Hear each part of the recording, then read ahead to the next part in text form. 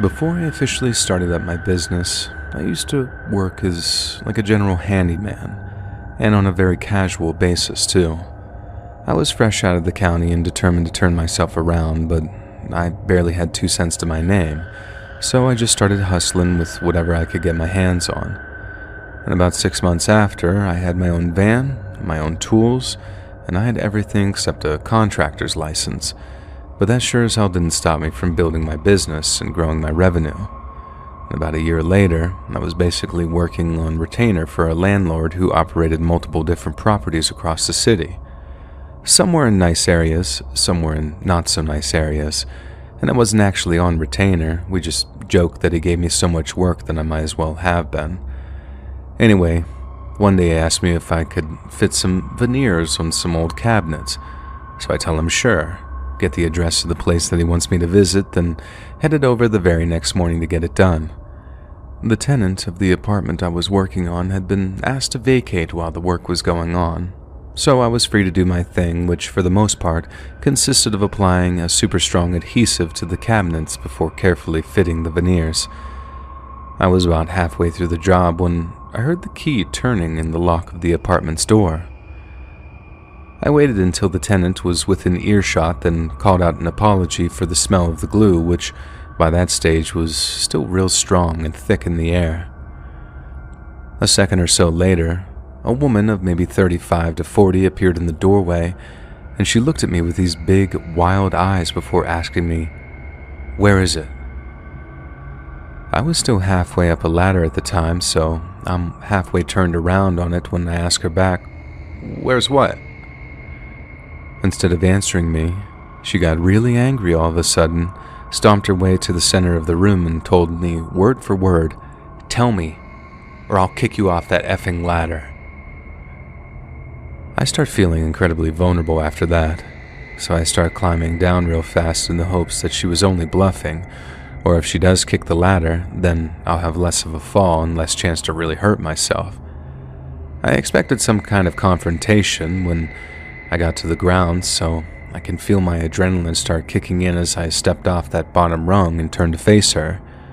But by the time I did, she was gone. Gone in the sense that she was no longer in front of me, and gone in the sense that whoever I had just been talking to was gone too. She dropped to her knees, grabbed the open tube of adhesive that I'd been using, and started to sniff up these deep huffs of the fumes into her nose. I must have asked her something like, "What the hell, lady?" and then reached down to take her by the shoulder to try to pull her away from it. But the second I touched her, she turned and there was a totally different person looking back at me. The lady that walked into her apartment had been rude and confrontational, but the lady staring back at me now looked like she could have ripped out my liver, eaten it raw, and then asked for seconds. She screamed, "Get your effing hands off of me," shoved me, then went right back to huffing the tube of industrial-strength adhesive that I had sitting at the bottom of the ladder. And I'm serious when I say it was like a transformation. Her eyes were different, still angry but full of something else too. She was like a mountain lion if a person got too close to her cubs, completely rabid, and even though she was small enough for me to toss, I got to admit that in that moment, I was goddamn terrified. She kept on huffing and puffing on that tube of glue until all that rage just seemed to wash away from her. Then once she was done, and with the tube of glue still in her hand, she got up, walked over to her couch, and just plopped herself down and lay there looking all blissed out like she didn't even know where she was. I remember telling her that I was going to get my stuff and put it in the van and get the hell out of there, and that she'd have to deal with her landlord if she wanted the rest of the cabinet veneers fitted. She just groaned at me and waved her arm as if to say, "Just go away already." And so I did. With her lying there like a zombie, I packed up my stuff and got the hell out of there before she decided that she wanted to help herself to the rest of my gear. I left her with that tube of adhesive too. That stuff can be expensive, but there was no way that I was about to risk getting my face ripped off by trying to pull it out of her hand. So I pack up my gear, trying to carry as much as possible out to the van just in case the glue-sniffing tenant decided to steal something. I managed to get everything except my ladder under my arms. Then, on the way out, I started hearing this kid crying.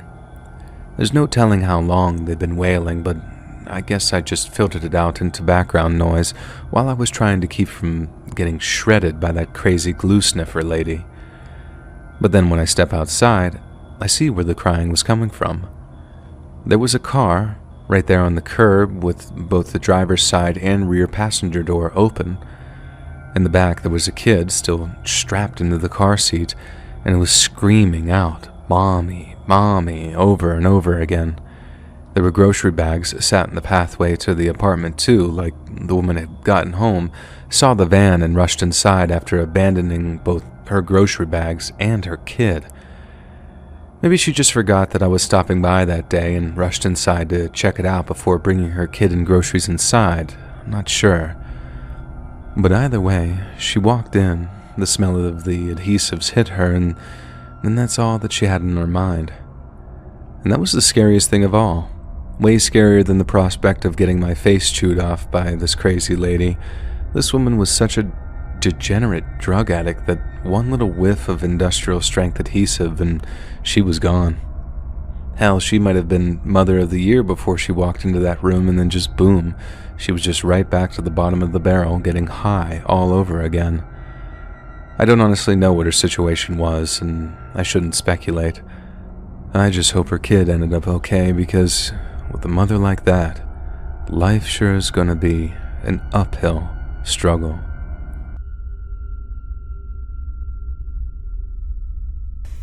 Hey guys, thanks so much for all the support. If you haven't subscribed to the channel yet, please feel free to do so. I used to work at a small elevator manufacturing company in data management back in 2021. And since this was my first job, I wanted to get as much experience as I could. But after working for a year and a half, I realized not everything is what it seems to be. They had a client with mall chains that had placed orders for almost 20 elevators by now in that company. But there was something that was going on in the company that he had no idea about. I happened to find out about it by mistake and was keeping quiet about it since I didn't want any problems with my work.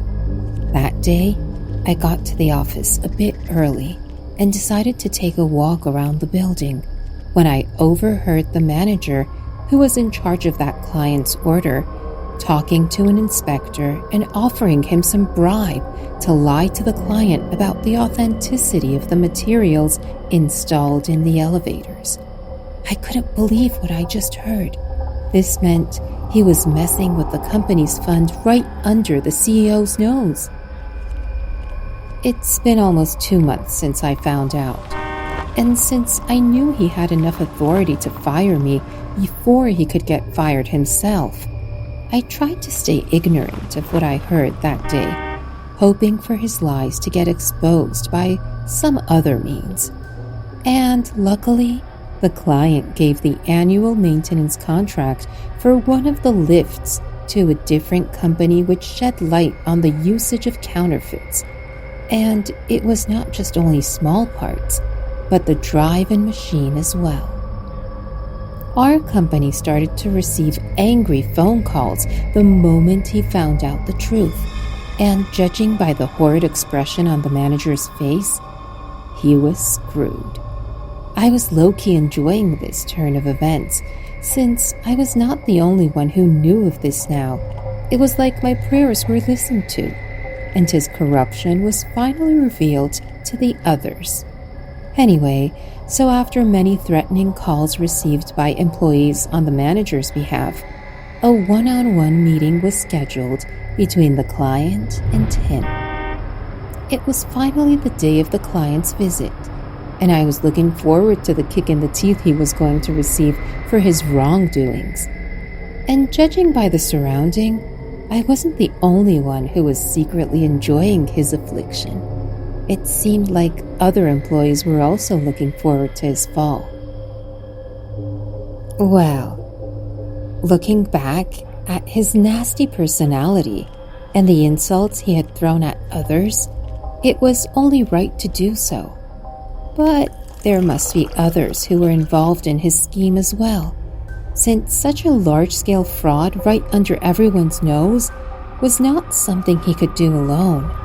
And there was that inspector as well, whom he was offering a bribe.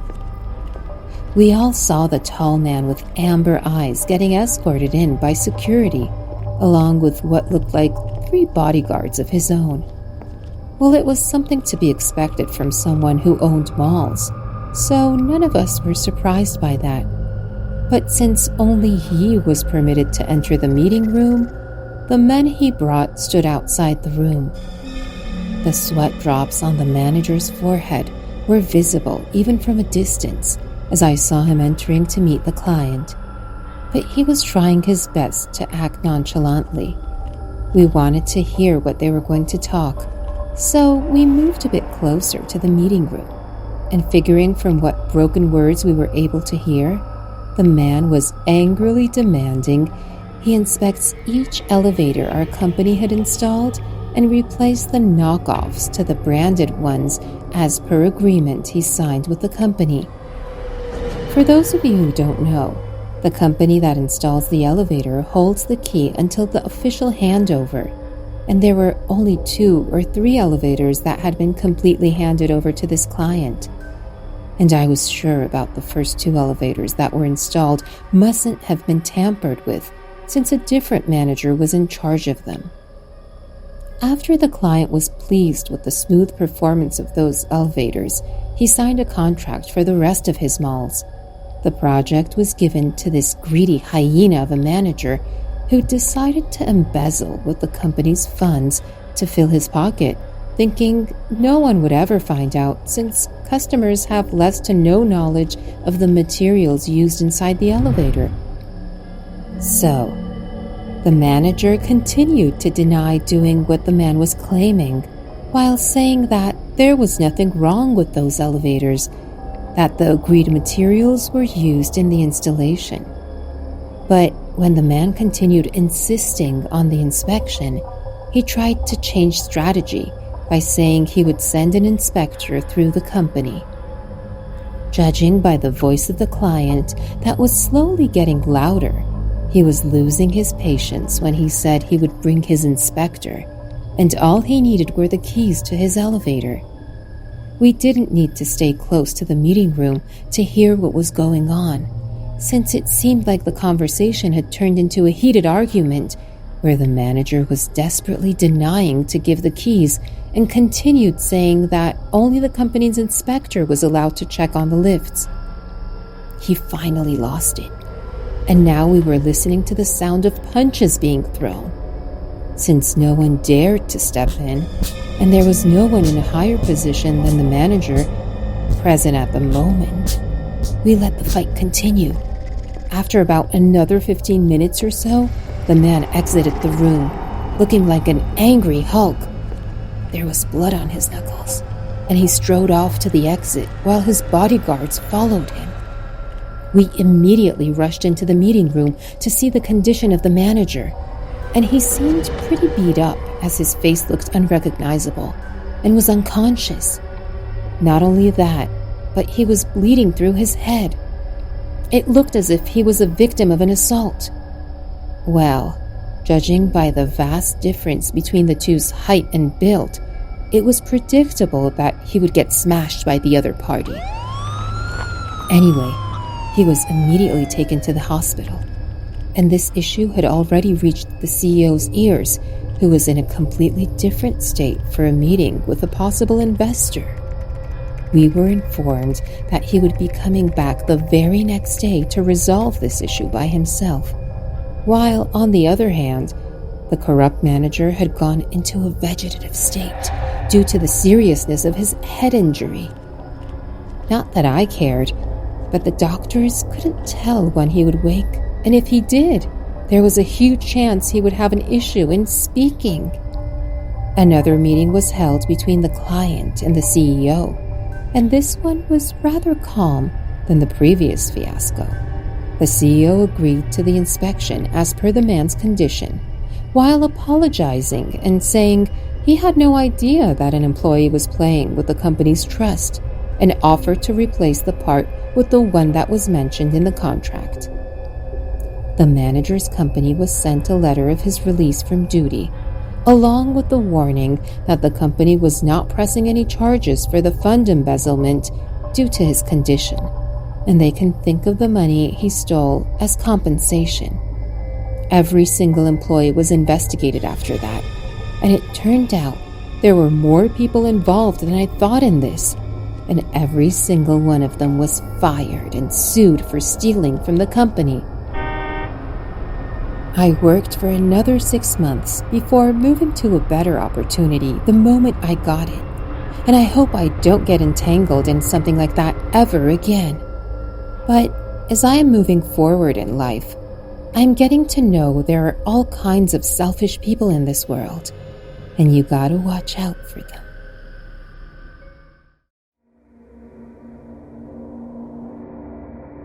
I believe it was the summer before I started high school. My mom's cleaning company was short a maid or two. She figured it made more sense to make me work for my money rather than just hand over a bit every time I asked. Maybe she thought it would teach me the value of $1. I'm not sure. Whatever her motivations, I was hired to cover the phones. This was a test to see if I could handle the workload. I must have passed because I was moved over to cleaning once the school year began. 5 days a week after school and all day Saturdays, I followed her and the other girls around town cleaning people's homes and offices. This routine continued for 4 years of high school and college. At the end of it all, I had a business degree and a 50% piece in the company. Another 10 years would pass, and as Mom would step further away from the day-to-day running of the operations, I would take on more responsibility. Until one day when she handed me her keys and wished me good luck. The business became mine, and with it, all its headaches and heartaches. I never completely stopped going out on jobs. The work kept me fit and in good standing with my clients. If I told you I enjoyed the actual job, I'd definitely be lying. However, by the time I left high school, I'd become almost disconnected from it. After 20 years of cleaning toilets and kitchens, I figured I'd seen it all and nothing could ever get to me. That was until the call for the Pearson job. The man who called sounded like a kind and amiable old man, if not a bit spacey. It took a moment or two for him to get to his point, and it sounded like a run-of-the-mill house cleaning gig. What I saw when I arrived sticks with me to this day. I was met at the door by the old gentleman and led to a bedroom. The acrid scent coming from the room punched me in the gut and caused me to retch. While fighting the urge, I balked at the horrifying image before me.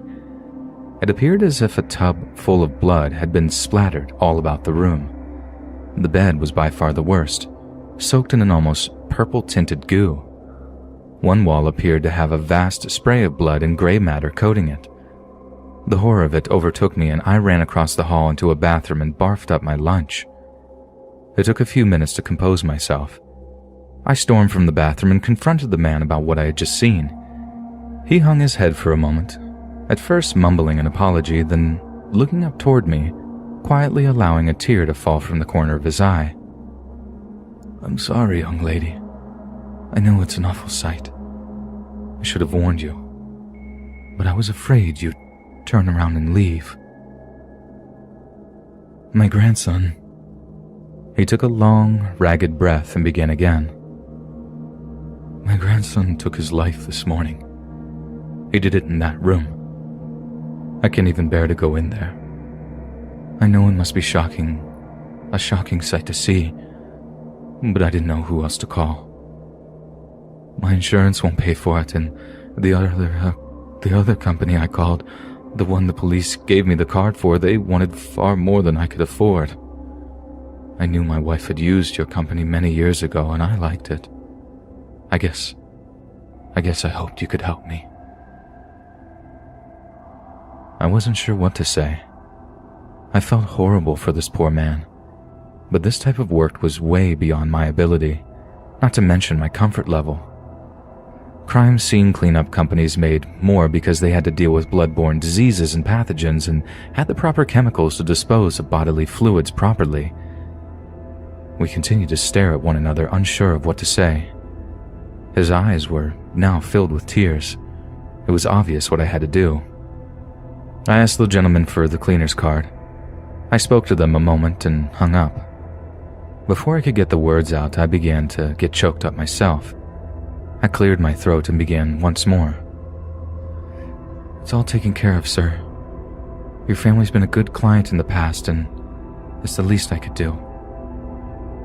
At that moment, I didn't actually remember the family, but it seemed an easy way to explain what I was doing. Although right that second I wasn't sure why I was doing it. You don't have to worry about it. Consider it a thank you for the loyalty to our company. The old man's eyes lit up when I said this. His face was now one big, wet mess. I don't know how to thank you, young lady. I didn't think there were kind people like yourself around anymore.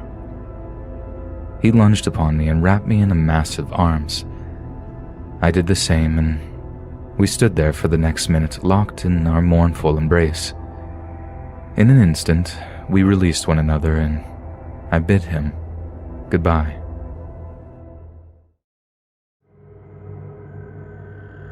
After high school many years ago, I was in a bad place. My guardian had kicked me out after graduation.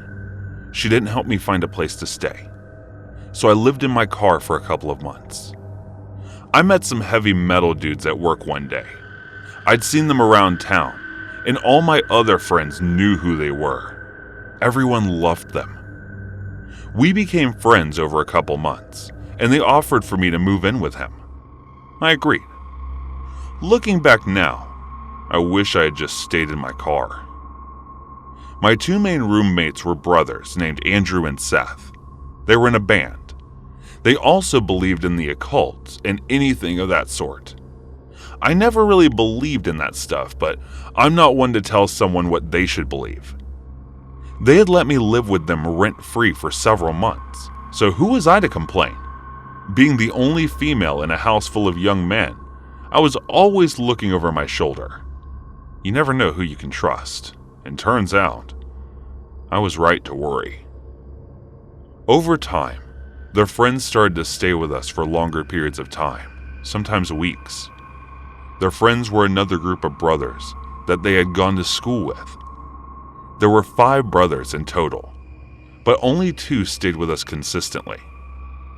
The younger brother Mark was very polite. He cleaned up after himself and always helped with the household chores. The other brother, Adam, had a laundry list of mental problems. He had apparently done some bad drugs back in the day, and he had developed into what seemed like psychosis of the religious sort. He had done time in prison for assaulting a woman with the Bible. He would often look you in the eye and tell you he could see how you would die. Once, he told me that I was possessed by a demon and I needed my soul cleansed. Everyone in the house knew he had these problems, but he was their friend. They helped him through the hard times and gave him a place to stay. Otherwise, he would be on the streets. I was always on guard around him after the things he told me. No one else seemed to be as concerned as I was. They should have been. One day I was sleeping, and my phone rang. I was my boss. He asked if I could come and work an hour early. It was only 12 p.m. I was broke and had nothing better to do. So I said yes. I got up and began getting ready to leave. I walked out into the living room to see Mark and Andrew sitting on the couch, while Adam sat on the floor by the TV. He was watching scripture videos on YouTube, some real end-of-day stuff. That was fairly common. So I went about my business. I said goodbye and left for work. My shift at work was almost complete when the phone rang. My boss answered, handed the phone to me and said, "It's for you." I was just a cashier, so I assumed it was a friend that couldn't reach me on my phone. I answered the phone and heard a man's voice that I didn't recognize. "Hi, this is Detective Williams. Something happened at your apartment today, and we need you to come into the station to talk to you about it." I left work immediately. I had assumed one of the brothers had been arrested for drug dealing or something. I was very wrong. I got to the station and was buzzed in. An officer escorted me to a small, cold room with a camera. He gave me a bottle of water and left me by myself for about 30 minutes. My mind was racing about what could have happened. He came back and informed me that Adam had stabbed and killed Andrew at around 1 p.m. I was shocked. I had just left the house an hour before it happened, and everything seemed fine. I asked if there had been a fight.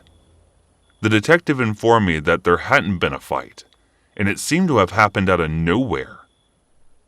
I gave my statement to the police and left with nowhere to go. Still in shock and confused and in my mind. Our apartment was a crime scene, so I went to another friend's house to watch the news report since the police wouldn't give me any information in the case. Over the next couple of days, the information began to be released. Adam hadn't just stabbed Andrew once, not twice, but he had stabbed him over and over and nearly decapitated him.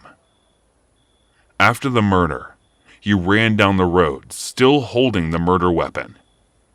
He called 911 and informed them what he had done. I watched the news report in horror. We had known he was unstable, but this had fully confessed to the brutal murder and provided police with his notebooks. He had apparently planned to murder all of his brothers, my roommates, and me. He thought we were possessed by demons, and this was the only way to free us. Luckily, none of his other intended victims were there that day. Mark unfortunately witnessed the murder, but he was lucky I escaped. If I hadn't gotten that call from my boss, I wouldn't be alive today.